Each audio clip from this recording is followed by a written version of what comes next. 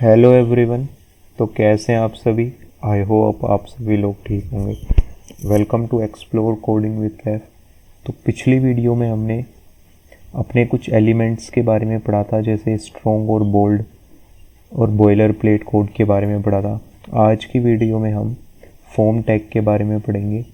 तो अपने VS code में आ जाओ और फोल्डर क्रिएट कर लो day6 नाम से, और उसके अंदर फाइल क्रिएट कर लो HTML नाम से, index.html नाम से, और हम फॉर्म को स्टार्ट करते हैं। अब मैं बॉयलर प्लेट कोड स्टार्ट करूँगा, तो उसके लिए हमें शिफ्ट और 1 प्रेस करना है और इंटर प्रेस करना है, तो हमारे को बॉयलर प्लेट कोड मिल जाएगा। अब हम फॉर्म कैसे बनाते हैं। आप लोगों ने फॉर्म्स देखे होंगे, जो भी IIT JEE का फॉर्म होता है, स्कॉलरशिप का फॉर्म होता है, या फिर नीट का फॉर्म होता है, या फिर कॉलेज में एग्ज़ाम फॉर्म होता है, या फिर आप किसी वेबसाइट पे जाते हो तो ईमेल और पासवर्ड देते हो, वो भी फॉर्म होता है। तो आपने बहुत सारे फॉर्म ऑलरेडी देखे हैं। तो वो फॉर्म कैसे क्रिएट करते हैं आज हम वो देखेंगे। तो सबसे पहले हम लिखते हैं यहाँ पे फॉर्म। ठीक है। अब ये एक्शन क्या आया और ये क्या होता है। वैसे इसे देखो, ये एक्शन जो है इसे एट्रीब्यूट बोलते हैं और इसे इसकी वैल्यू बोलते हैं, पर अभी हम इसको हटा देंगे क्योंकि ये अभी हमारे यूज़ में नहीं है। आगे आएगा तो एक्सप्लेन करूँगा। तो अब सबसे पहले हमें यूज़र से इनपुट लेना है, उसका नेम। तो नेम इनपुट लेने के लिए हमें लिखना है इनपुट, और इनपुट लिखने के बाद ये इनपुट हमें मिल गया। और अच्छा, ये जो वाइट, ये देखो, ये जो वाइट हमें यहाँ पे टेक्स्ट दिख रहा है ना, ये अगर आपको भी यहाँ पे चाहिए, ऐसे क्रोम में बार बार नहीं जाना, ट्वीक्स नहीं करने, तो यहाँ पे आओ एक्सटेंशंस पे और यहाँ पे लिखो लाइव प्रीव्यू। ठीक है। तो ये ऊपर वाला सेलेक्ट करो लाइव प्रीव्यू नाम से और इसे इंस्टॉल कर लेना। मैंने कर रखा है। और यहाँ पे एक दोबारा बता देता हूँ, एक आइकन ये आएगा शो प्रीव्यू नाम से, इस पर क्लिक करना तो ये हमें दिखने लगेगा। ठीक है। ओके। तो अभी हमने ये लिखा है और यहाँ पे आया है टाइप टेक्स्ट। अब ये टाइप क्या है और ये टेक्स्ट क्या है, पहले ये समझते हैं। टाइप का मतलब है इसमें किस टाइप का डेटा आएगा।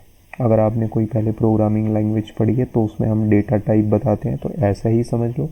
और जिन्होंने कोई प्रोग्रामिंग लैंग्वेज अभी तक नहीं पढ़ी, तो टाइप का बेसिकली मतलब ये होता है दोस्तों कि हम ये बताना चाहते हैं कि इसमें किस टाइप का डेटा आएगा। क्या वो नंबर होगा, क्या वो ईमेल होगी, क्या वो पासवर्ड होगा, क्या वो सिर्फ नाम होगा, तो क्या होगा वो, सिर्फ हम ये बताना चाहते हैं।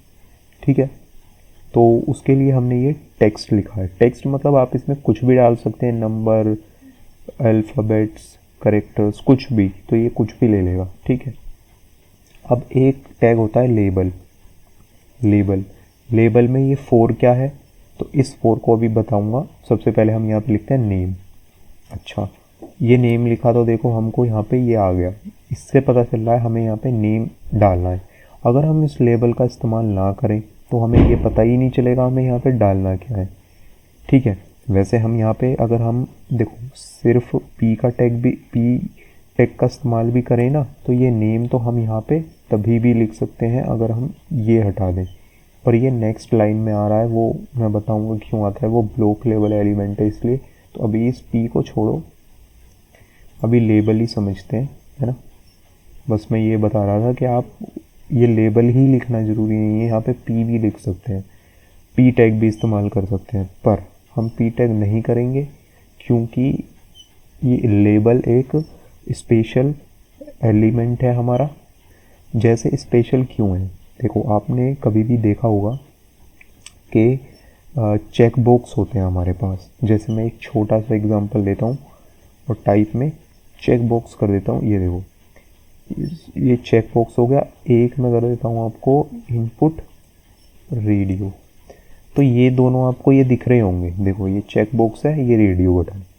तो ये कभी कभार अगर आपने फॉर्म फिल करा है किसी भी चीज़ का, और वो फॉर्म फिल करा है अपने फ़ोन के अंदर, तो ये काफ़ी छोटे दिखते हैं हमको, तो इन पे हम क्लिक भी नहीं कर पाते, काफ़ी छोटे हो जाते हैं।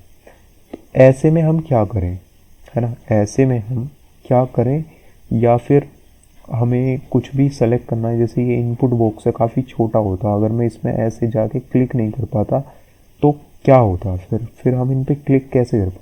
तो उसके लिए हम ये यहाँ पे एक फोर के अंदर ना एक टेक्स्ट डालते हैं, वो टेक्स्ट कुछ भी हो सकता है।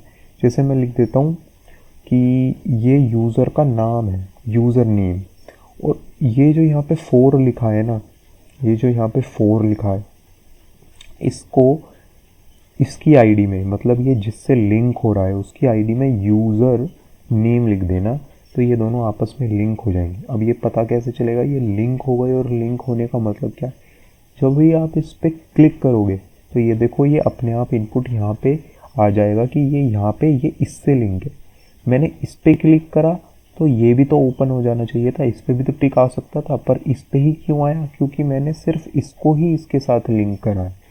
इसी वजह से आप जो नाम लिखो उसको उस इनपुट बॉक्स के साथ लिंक कर दो, ये बहुत इम्पोर्टेंट चीज़ होती है। एरर कुछ नहीं आई, देखो HTML में वैसे भी एरर बहुत कम आती हैं या ना के बराबर आती ही नहीं है। HTML एक ऐसी लैंग्वेज है, इसमें एरर्स आती नहीं है, ये आपका डेटा बस शो कर ही देता है, कैसे भी ना कैसे करके ब्राउज़र कुछ रेंडर कर ही देता है आपके लिए। तो इसमें एरर्स ऐसे पता नहीं चलती, जब हम बाकी चीज़ों के साथ पढ़ते हैं जब एरर्स पता चलती हैं, ठीक है। और वो भी कोई मैसेज नहीं आता, वो भी हमें वो जो हम फंक्शनैलिटी या फिर फंक्शनैलिटी नहीं, जो हम वो यूज़र इंटरफेस चाह रहे हैं वो हमें नहीं मिलता है। ओके, तो अभी बस समझते हैं, ये लेबल समझ गए। तो ऐसे ही हम अब दो चीज़ और लेंगे यूज़र से, एक तो उसकी ईमेल, एक उसका पासवर्ड। तो सबसे पहले हम लिख लेते हैं लेबल, और लेबल में लिख लेते हैं ईमेल, और यहाँ पे आके लिख देते हैं ईमेल कि हम अब ईमेल लेने वाले हैं। और हम आते हैं नीचे, हम लिखते हैं इनपुट, टाइप में लिख देते हैं ईमेल। तो अब ये ईमेल आएगी, ठीक है। और यहाँ पे आईडी में भी दे देते हैं ईमेल, ठीक है। अब एक बार और लिख लेते हैं लेबल, यहाँ पे हम लेंगे पासवर्ड, और यहाँ पे लिखेंगे पासवर्ड, और उसके नीचे आके लेंगे इनपुट, और यहाँ पे लिखेंगे पासवर्ड, और आईडी में लिखेंगे पासवर्ड, क्योंकि हमने इसको लिंक कर दिया है। ओके, तो हमने इसको लिंक कर दिया तो इसलिए हमें पासवर्ड लिखना पड़ेगा, ठीक है। देन हमें क्या करना है, देन हमें ये देखो 3 बॉक्स मिल रहे हैं। अब ये काफ़ी अजीब से हो रहे हैं, ये इतना अच्छे नहीं दिख रहे, तो मैं क्या करता हूँ, देखो ये इनपुट के आगे ना मैं एक BR टैग का इस्तेमाल कर लेता हूँ, और एक और BR टैग का इस्तेमाल कर लेता हूँ। सेम मैं यहाँ पे BR टैग को और BR टैग मतलब लाइन ब्रेक, ये मैंने वैसे पुरानी वीडियोस में एक्सप्लेन करा हुआ है, अगर आपने चेकआउट नहीं करी है तो चेकआउट करो यार, ठीक है। और यहाँ पे देखो अब ये नेम भी लिख सकते हैं, ईमेल भी और पासवर्ड भी। अच्छा, पर यार हम तो देखते हैं वहाँ पे एक सबमिट बटन भी होता है, मतलब साइन अप या लॉगिन, वो कहाँ है? हाँ, तो वो भी बनाते हैं ज़रा। तो हम उसके लिए लिखते हैं बटन, ठीक है। बटन में डाल देते हैं हम सबमिट, डाल देते हैं सबमिट डाल दिया तो ये एक बटन आ गया। हम यहाँ पे भी BR टैग लगा लेते हैं, थोड़ा एक और लगा लेते हैं, ठीक है। तो ये काफ़ी अच्छा हमको दिख रहा है अब, ठीक है। अब क्या होगा, अब हम इसमें कुछ डेटा डालेंगे, चलो डालते हैं। मैं अपना नाम डाल देता हूँ, जैसे मेरा नाम कैफ़ है। ईमेल डाल देता हूँ, मान लो caff@34.gmail.com, ठीक है। पासवर्ड डाल देते हैं हम 1 2 3 4 5 6 7 8, और हम इसको सबमिट पे क्लिक करते हैं तो ये सबमिट हो गया। अब आप सोचोगे ये डेटा सबमिट हो गया, पर ये कहाँ सबमिट हो गया? ये कहीं सबमिट नहीं हुआ, ये बस डेटा क्लीन हो गया, यहाँ पे ये रीसेट हो गया है, यहाँ पे रीलोड हो गया है ये, ठीक है। ये डेटा कहीं भी नहीं गया। पहली बात, अभी इसमें एक हमारी गलती है, वो मैं गलती बताऊंगा क्या है, ठीक है। तो वो गलती नहीं है, पर वो एक रिक्वायरमेंट है, वो हमें देना ही पड़ता है, कुछ एक एट्रीब्यूट और है, ठीक है। जैसे थोड़ा सोचो कि मैंने यहाँ पे डेटा भरा, अच्छा वो डेटा मेरा बैकएंड में जाएगा, तो वो डेटा किस नाम से जाना जाएगा, उसका कुछ तो नाम होना चाहिए, तो उसका नाम हमें स्पेसिफाई करना पड़ेगा। तो हम अपने इनपुट बॉक्स में आते हैं और आके स्पेसिफाई करते हैं कि जो नेम होगा वो यूज़र नेम होगा। अब आप कंफ्यूज हो जाएंगे कि यूज़र नेम और नेम मतलब क्या, इतना जगह यूज़र नेम क्यों लिख दिया। फिर देखो, इससे कंफ्यूज मत हो, इन दोनों को इससे कोई लेना देना नहीं है। ये सिर्फ मैं अगर यहाँ पे अपना नाम भी लिख दूँ, यहाँ पे भी अपना नाम लिख दूँ, ये तभी भी लिंक है। बस आपको यहाँ पे कॉमन चीज़ देनी है जो कि मैंने यूज़र नेम दिया, ठीक है। अब आप यहाँ पे भी अपना नाम लिख सकते हैं, पर अपना नाम आप ही थोड़ी ना उस वेबसाइट को यूज़ कर रहे हैं, कोई और यूज़र होगा, उसका नाम मोहन होगा, सोहन होगा। तो वो यूज़र नेम एक जनरल टर्म हो गई कि कोई भी नाम है उसका नाम यूज़र नेम में आ जाए। तो नेम स्पेसिफाई करना ज़रूरी इसलिए है क्योंकि इसके बिना डेटाबेस में हम डेटा सबमिट ही नहीं कर सकते, ठीक है। ये रिक्वायरमेंट होती है, इसके बिना हम डेटा सबमिट नहीं कर सकते बैकएंड के अंदर। विदाउट नेम, मैं दोबारा रिपीट कर रहा हूँ, विदाउट नेम एट्रीब्यूट हम बैकएंड के अंदर अपना डेटा सबमिट नहीं कर सकते। ओके, तो ये हमें सब में लिखना पड़ेगा। जी बिल्कुल, ये सब में लिखना पड़ेगा। हम यहाँ पे लिख देते हैं ईमेल, क्योंकि ये ईमेल ही है एक्चुअल में, और हम यहाँ पे लिख देते हैं पासवर्ड। तो क्या था, नेम पासवर्ड। वैसे आप ज़्यादातर ना ये आईडी और फोर और नेम हमेशा सेम ही रखोगे, वैसे बदल भी सकते हो, यहाँ पे 1 डाल दो, 2 डाल दो, कुछ भी कर सकते हो। बट ये थोड़ा ये नेम के अंदर ये जो नेम डालोगे ना, ये थोड़ा ऐसा रखना कि समझ में आए ये डेटा क्या है। जैसे यहाँ पे मैं लिख दूँ बी, अब बी क्या, बी का कोई मीनिंग नहीं है ना, तो ऐसा नाम डालो जो समझ में आए, यूज़र नेम। इससे पता चल रहा है कि किसी का नाम आएगा, इस इनपुट से हमारा किसी का नाम आएगा। यहाँ पे पी के ऐसे कोई भी ABC ऐसा कुछ भी मत लिख दो रैंडमली। हमें कोई नाम लिखना है तो स्पेसिफाई नाम ही लिखो, ठीक है। आप देखो, अब मैं जैसे इसे पे करता हूँ, ये तो मैंने आपको बता दिया। अब देखो, मैं इसमें दोबारा डेटा भरता हूँ। जैसे मैंने नाम डाला अपना कैफ, मैंने डाला कैफ@12.com, मैंने डाला यहाँ पे पासवर्ड में कैफ, और यहाँ पे सबमिट कर दिया।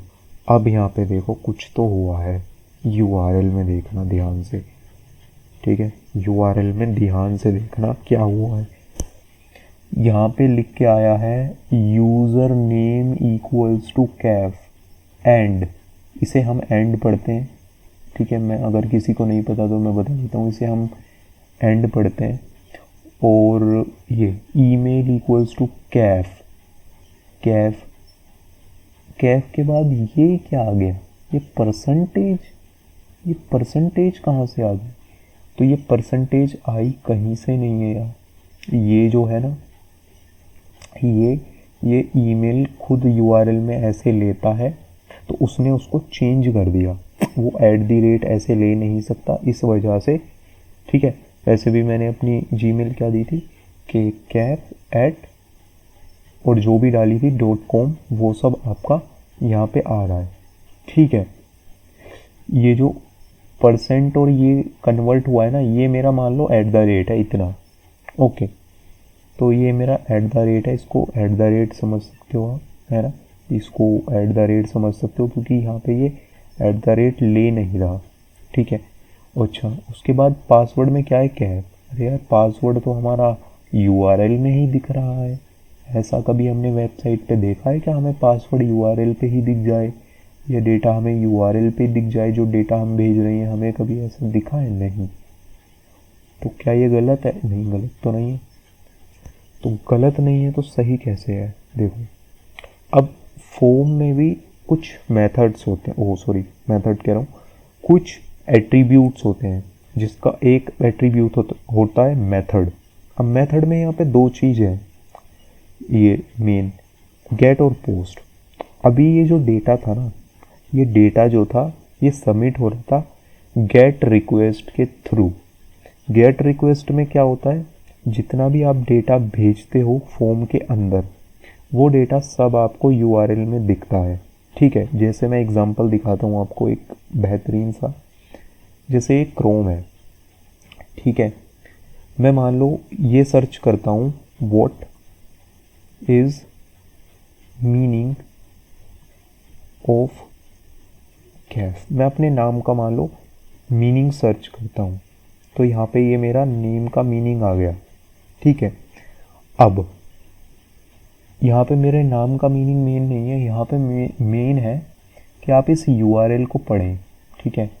यहाँ पे देखो, यहाँ पे इसने क्या भेजा है, google.com/सर्च के बाद क्वेश्चन मार्क और क्यू मतलब ये क्वेरी है, equals to what plus is. तो इसने क्या करा, स्पेस को प्लस में बदल दिया। तो ये इसकी कन्वेंशन है क्रोम की, ये जैसे फॉलो करता है उसको हम नहीं छेड़ेंगे, ठीक है। तो ये प्लस में बदलता है, कोई परसेंट में बदलते हैं, कोई किसी में बदलता है, सबका अपना अपना कन्वीनियंस है, ठीक है। हमें उससे मतलब नहीं है, हमें मतलब है वोट गया, ठीक है, इज गया हमारा, ठीक है, मीनिंग भी गया, ऑफ भी गया, कैफ भी गया, एंड ये कोई आईडी अपनी आगे पास करता है, वो इसकी आईडी है सब कुछ में, ठीक है। तो आप देख रहे हैं यहाँ पे मैंने जो डेटा लिखा, जो डेटा मैंने यहाँ पे लिखा वही डेटा मेरे को यहाँ पे ऐसे शो हो रहा है, ठीक है ना, क्लियर टेक्स्ट फॉर्म में ये डेटा देखो बार बार मुझे यहाँ पे ऐसे शो हो रहा है। तो ये URL में शो क्यों हो रहा है, जो भी डेटा हम यहाँ पे फिल कर रहे हैं, ठीक है, जो भी डेटा हम यहाँ पे फिल कर रहे हैं वही डेटा हमें ऊपर शो हो रहा है। यहाँ तक समझे। तो हमें ये शो नहीं कराना तो क्या करेंगे, ऐसे हम कोई बहुत इंफॉर्मेटिव और बहुत सिक्योरिटी डेटा है तो उसको हमें ऐसे नहीं सेंड कर सकते ना। तो हमारे पास मेथड होता है पोस्ट। पोस्ट में क्या होगा, पोस्ट में ये डेटा आपको यहाँ पे दिखेगा ही नहीं, मतलब ये URL में नहीं आएगा पर सबमिट हो जाएगा, ठीक है। इसीलिए ये बहुत सिक्योर है। गेट का इस्तेमाल हम डेटा को मेजरली सिर्फ फैच करने के लिए करते हैं। डेटाबेस से हमें कोई भी डेटा भेजना है तो उसको हम पोस्ट रिक्वेस्ट से ही भेजते हैं। भेज आप गेट से भी सकते हैं, मैं अगेन बता रहा हूँ, कोई दिक्कत नहीं है। ये मेथड्स बनाए गए हैं, है ना, हर मेथड का कोई मतलब है। जैसे गेट का मतलब है, आप समझो गेट का मतलब क्या, गेट करना, वहाँ से फैच करना डेटा को, पोस्ट मतलब वहाँ पे भेजना, पहुँचाना डेटा को। तो ये नाम से भी क्लियर है। पर आप रिक्वेस्ट में या गेट डाल के डेटा सबमिट भी कर सकते हो, कोई दिक्कत नहीं है, एरर भी नहीं है। पर वो अच्छी प्रैक्टिस नहीं है, डेटा में सिक्योरिटी नहीं है, तो इसीलिए वो बैड कोड प्रैक्टिस होगी। तो इस वजह से हम यहाँ पे पोस्ट का इस्तेमाल करते हैं। जब भी हमें सेंसिटिव डेटा भेजना है पर हमें सिर्फ डेटा चाहिए तो हम गेट का इस्तेमाल करते हैं, और ये बैकएंड का टॉपिक होता है तो और इसको वहाँ पे क्लियर करेंगे। अभी एक बार चेक करते हैं क्या बात हमारी सच है कि नहीं। तो लिखते हैं अपना नाम कैफ, लिखते हैं कैफ@12.com, अपना पासवर्ड डाल देते हैं और यहाँ पे सबमिट करते हैं। अब आपने देखा होगा ये जो है यहाँ पे, शायद आप सोच रहे होंगे ये तो यहाँ पे अभी भी दिख रहा है, पर ये पुराना वाला है, हमने इसको रिलोड करना भूल गए। एक सेकेंड, रिलोड तो नहीं होगा, इसको दोबारा ऐसे ओपन करते हैं, ठीक है। अब मैं यहाँ पे भरता हूँ कैफ@12.com, फिर अपना पासवर्ड डालते हैं, फिर इसको सबमिट करते हैं। अब आपने देखा होगा ये डेटा यहाँ से चला गया और यहाँ पे डेटा आया भी नहीं, है ना। तो इस बार डेटा हमारा सिक्योरली गया है, ठीक है। वो हमें पुराना ही डेटा दिख रहा था, अभी हमने इसको रिलोड करा तो भी नहीं डेटा हट रहा था, तो हमने इसको क्रॉस करके ओपन करा तो हमें पता चला।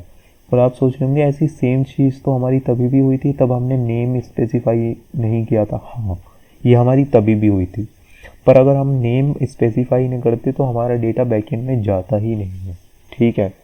तो इसलिए नेम देना बहुत ज़्यादा ज़रूरी है। क्यों नहीं जाता ये और बाकी बैकएंड का पार्ट होता है यार, ठीक है। अभी हम यहाँ पे फोकस करें फ्रंट एंड और बेसिक जहाँ ये HTML पे, तो इसको समझ लेते हैं अभी, ठीक है। इतना समझ में आया तो इतना ही है, मतलब फॉर्म्स में आपका इतना ही है, और जो है मैं उसको थोड़ा थोड़ा नेक्स्ट वीडियो में कवर करूँगा, है ना। तो काफ़ी हमने फॉर्म के बारे में समझा। पहले तो फॉर्म बनाते कैसे हैं, फॉर्म नाम का टैग होता है, ठीक है। लेबल इस्तेमाल करते हैं हम, इनपुट इस्तेमाल करते हैं। अब आपको एक चीज़ और दिखा दूँ, यहाँ पे देखो ये जो टाइप है ना, आप इसको हटा के अगर कंट्रोल और अगर कोई मैक इस्तेमाल कर रहा है तो कमांड और स्पेस बार दबाना, तो ये देखो यहाँ पे कुछ ड्रॉप डाउन सा ओपन हो गया है। सबसे ऊपर लिख रहा है बटन, फिर लिख रहा है चेक बॉक्स, फिर लिख रहा है colour, date time local, email, file, hidden, image, month, number. तो ये सारे जो है ना यार, ये सारे हमारे टाइप हैं, ठीक है। क्या है ये हमारे, ये सारे हमारे टाइप्स हैं।